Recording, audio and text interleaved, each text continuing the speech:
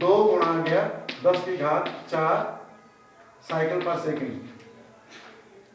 तो इसका आकार लगभग 1.5 गुणा गया 10 की घात 4 मीटर प्रति सेकंड, यानी कि लगभग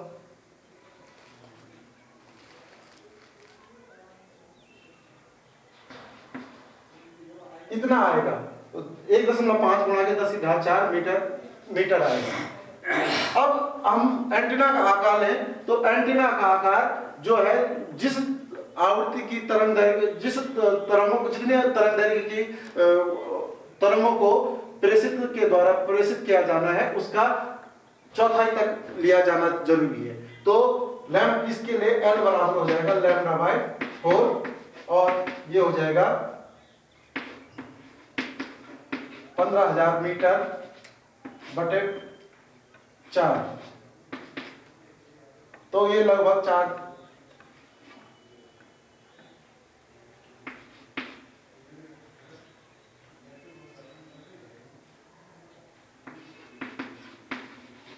3750 मीटर आएगा। तो इतना बड़े आकार का एंटीना संभव नहीं है, इसलिए इस एंटीना के आकार को देखते हुए मॉड्यूलेशन की आवश्यकता होती है। दूसरा कारण है इसमें, अगर हम इसको मॉड्यूलेशन के द्वारा इन तरंगों को हम 10 की घात 6 मीटर की तक भेज देते हैं, मॉड्यूलेशन की प्रक्रिया के द्वारा इनकी आवृत्ति को हम 10 की घात 6 तक बढ़ा देते हैं, तो इसी में हमारे जो लैम्डा आएगा, लैम्डा का मान 1.5 गुणा गया 10 की घात 2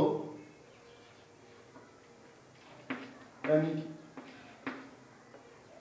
150 मीटर लैम्डा आया। और एंटीना का आकार 150 बटे 4 मीटर आएगा, जो कि 40 मीटर से कम है। तो इतने मीटर का जो एंटीना जो है संभव है, इसलिए हमें मॉड्यूलेशन की आवश्यकता होती है। दूसरा कारण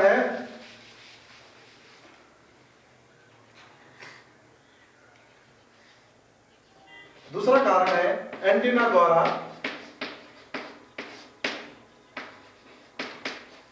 प्रभावी विकिरित शक्ति।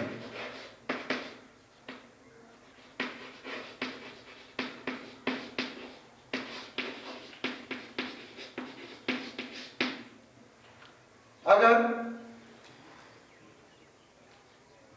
तरंगों को, रेडियो तरंगों को बहुत अधिक दूरी तक भेजना है तो उसके लिए जिस ट्रांसमीटर एंटीना से इनको भेजा जाता है उस ट्रांसमीटर एंटीना की शक्ति भी अधिक होनी चाहिए।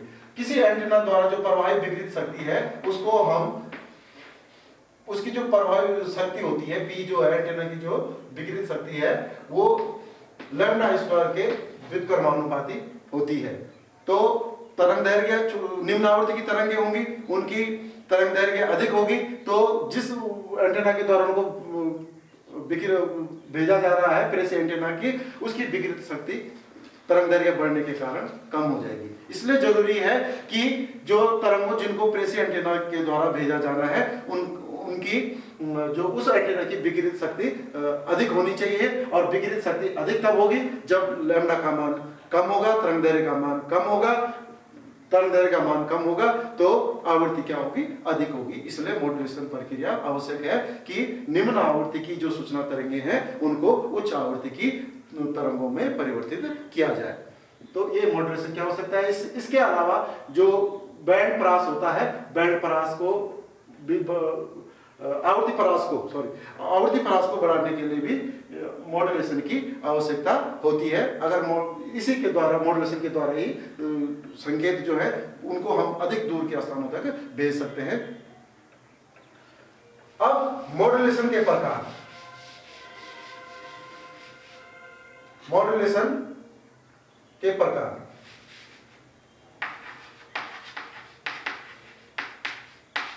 पहला प्रकार होता है आयाम मॉड्यूलेशन।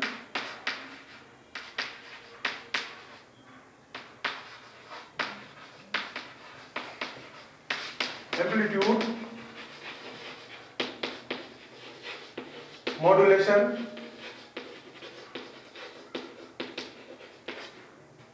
दूसरा आवृत्ति मॉड्यूलेशन,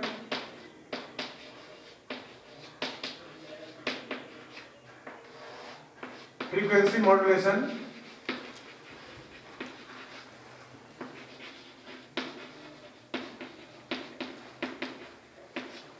तीसरा कला मॉड्यूलेशन।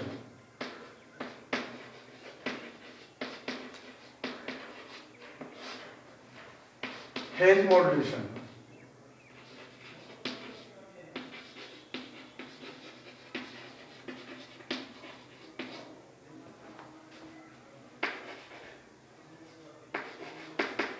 आयाम मॉड्यूलेशन, एम्पलीट्यूड मॉड्यूलेशन या शॉर्ट में एम।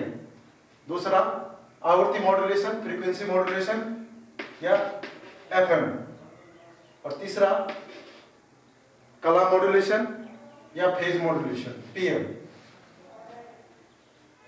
जो रेडियो हमारे पास होता है, रेडियो के जो मीडियम वेव वाला होता है, मीडियम वेव या जो शॉर्ट वेव मोड या लॉन्ग वेव मोड होता है, उसमें हम आयाम मॉड्यूलेशन विधा का प्रयोग करते हैं।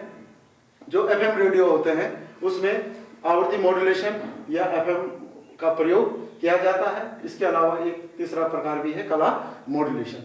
आयाम मॉड्यूलेशन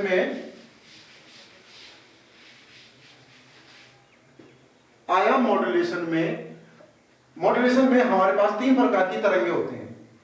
पहले आयाम मॉड्यूलेशन से पहले मॉड्यूलेशन में क्या क्या तीन प्रकार की तरंगे होते हैं हमारे पास। मॉडुलक तरंग,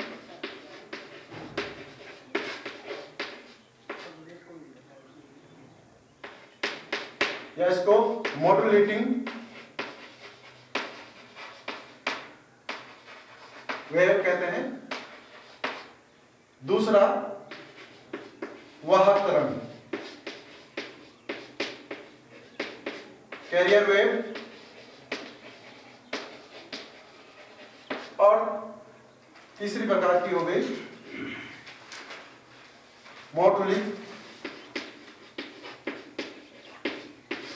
तरंग, मॉड्यूलेटेड वेव। सूचना स्रोत से प्राप्त संकेत, उसको हम विद्युत संकेत में बदलते हैं, तो वो विद्युत संकेत की आवृत्ति वही होगी जो सूचना संकेत की आवृत्ति है। ये हमारा मॉड्यूलेटिंग वेव होगी, मॉडुलक तरंग होगी। इस मॉडुलक तरंग की आवृत्ति जो है वो निम्न होती है, और इस निम्न आवृत्ति की तरंग को हमने उच्च आवृत्ति की जो तरंगे होती है जिनको वाहक तरंग कहते हैं, इन तरंगों पर अध्यारोपित किया जाता है। और इस अध्यारोपण की प्रक्रिया में जो उच्च आवृत्ति की तरंगे मिलती हैं उनको हम मॉड्यूलित तरंग कहते हैं। तो आयाम मॉड्यूलेशन में जो हमारे पास मॉडुलक तरंग होती है या सूचना संकेत होते हैं, इनके आयाम के जो तात्क्षणिक मान है, तात्क्षणिक मान से वाहक तरंग का आयाम में परिवर्तन होता है, इसलिए इसको आयाम मॉड्यूलेशन कहते हैं। शेष आवृत्ति, किसी तरंग की आवृत्ति और कला जो है इस मॉड्यूलेशन में, आयाम मॉड्यूलेशन में नियत रहती है। सिर्फ इसमें मॉडुलक तरंग के द्वारा, इसके तात्क्षणिक मान के द्वारा वाहक तरंग के आयाम में परिवर्तन किया जाता है। तो इस प्रकार ये आयाम मॉड्यूलेशन की प्रक्रिया वह प्रक्रिया है जिसमें मॉडुलक तरंग या सूचना संकेत के तात्क्षणिक मान के द्वारा वाहक तरंग, कैरियर वेव के आयाम में परिवर्तन किया जाता है, जबकि वाहक तरंग का आवृत्ति और कला दोनों